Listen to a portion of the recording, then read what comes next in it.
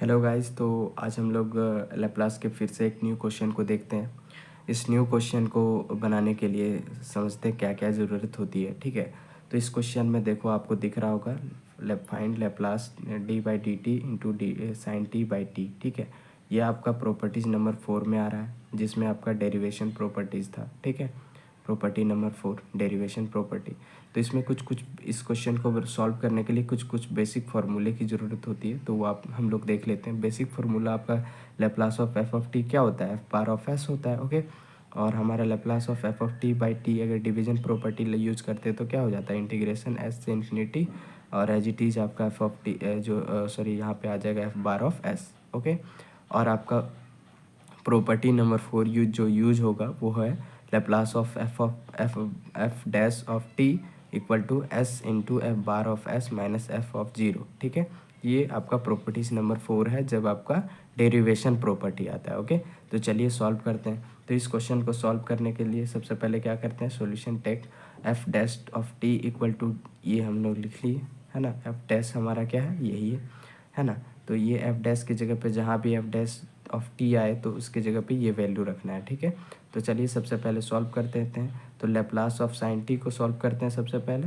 Laplace of sine T equal to 1/s² + 1 आएगा। क्यों आया, ये देखो आपको फार्मूला यहाँ लिखा हुआ है, उसी फार्मूला से आया। ठीक है, अब हम लोग टी से यहाँ पे टी डिवाइड करेंगे है ना, तो डिवीजन प्रॉपर्टी नंबर 3 लगेगा। तो division LHS by t and take integration S से infinity into d s in RHS from property number 3 से आया। ठीक है, तो चलिए टी से जब डिवाइड कर देते हैं तो इंटीग्रेशन एस से इन्फिनिटी आ जाएगा 1/(1/(s²+1) into d S. Okay, ये आ गया। अब ये जो है सो इस फॉर्मेट में आ रहा है। इस फॉर्मेट का इंटीग्रेशन क्या होता है, टेन इनवर्स एक्स।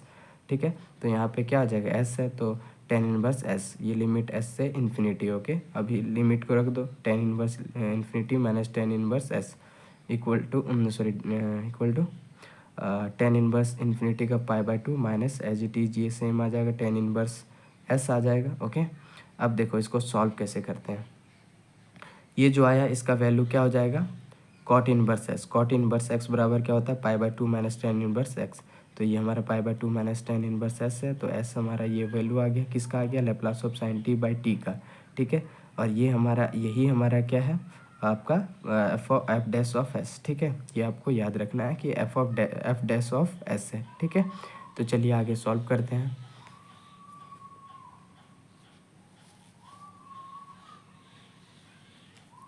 देखो इसमें क्या करना है ना, अभी हम लोग हमें ज़रूरत भी इसका भी पड़ेगा, एफ ऑफ जीरो का। तो एफ ऑफ जीरो का वैल्यू निकालते हैं, तो कैसे निकालेंगे, देखो F of zero equal to F of T. T जो हमारा एफ ऑफ टी है उसमें टी का वैल्यू हमारा क्या हो जाता है, जीरो। ठीक है, तो जब जीरो हो जाता है तब हमारा ये वैल्यू निकलता है। ठीक है, तो F of zero equal to F of T हमारा क्या आएगा, एफ ऑफ टी देखो इस फॉर्मेट में अगर प्रॉपर्टीज़ नंबर 4 में देखेंगे तो हमारा क्या है, ये एक्चुअली में क्या है, bar of s Laplace of F of t. ठीक है, यही है। और ये क्या है, f of t in t जब जरा हमारा जीरो रहे तो। ठीक है, तो चलिए टी हमारा जीरो, जब जो एफ ऑफ टी हमारा क्या है, साइन टी बाई टी, यही है ना। हमने देखो यहाँ पे फाइंड भी किया हुआ है, ये जो फाइंड किया है हमारा। ठीक है, ये जो वैल्यू आया हमारा कहाँ पे गया, हाँ ये यही यही हमारा एफ ऑफ एस है। ठीक है, और एफ ऑफ एस ही हमारा एफ ऑफ टी है। ठीक है, Laplace of F of t. ठीक है, तो इसीलिए हमने एफ ऑफ टी यहाँ पे रख दिया, as it is same value रख दिया, और टी हमने वैल्यू दे दिया जीरो। ठीक है, अब देखो टी का वैल्यू अगर जीरो रखेंगे तो साइन जीरो जीरो हो जाता है, और zero zero zero by zero क्या हो जाएगा, अनडिफाइंड। जीरो बाई जीरो के फॉर्मेट में आ रहा है तो अनडिफाइंड हो जा रहा है। ठीक है, तब हम लोग क्या करते हैं, लिमिट यूज़ करते हैं। ठीक है, लिमिट यूज़ करते हैं, limit T tends to zero sine T by T equal to 1, इसका वैल्यू हमारा 1 होता है। ठीक है, ये कैसे हुआ वैल्यू 1, ये देखो limit T tends to zero sine x by x रहे, इस फॉर्मेट में रहे तो इसका वैल्यू हमारा 1 होता है। ये आपने प्रूफ देखा होगा कहीं। ठीक है, आप जब 12th में होंगे या फिर आपने इंजीनियरिंग जब आपका सेमेस्टर 1 या 2 में आपने तब आपने ये पढ़ा होगा लिमिट का। ठीक है, तो वही यहाँ पे यूज़ करना है, इसका वैल्यू याद रख लेना है, इस फॉर्मेट को 1 होता है तो 1 हमने लिख दिया। ठीक है, तो एफ ऑफ जीरो हमारा क्या आ जाएगा, 1 आ जाएगा। ठीक है, एफ ऑफ जीरो हमारा क्या आ जाएगा, 1। ठीक है, अभी चलिए अभी देखते हैं। अब ना बाय डेरिवेटिव प्रॉपर्टी 4, ठीक है, प्रॉपर्टी नंबर 4 में देखते हैं क्या आ जाता है।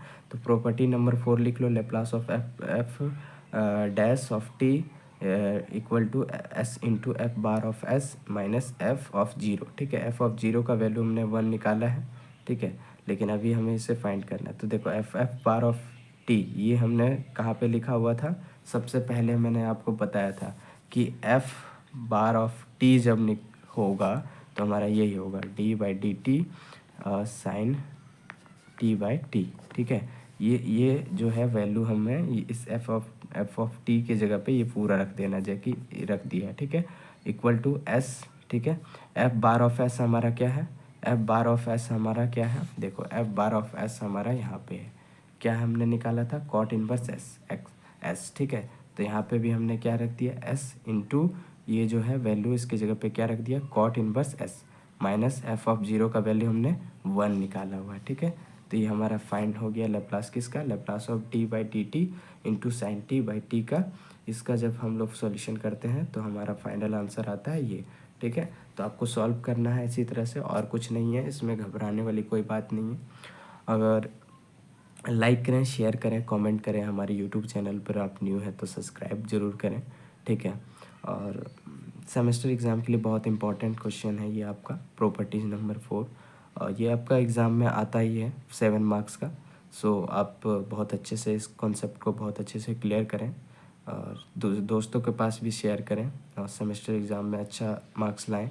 Thank you.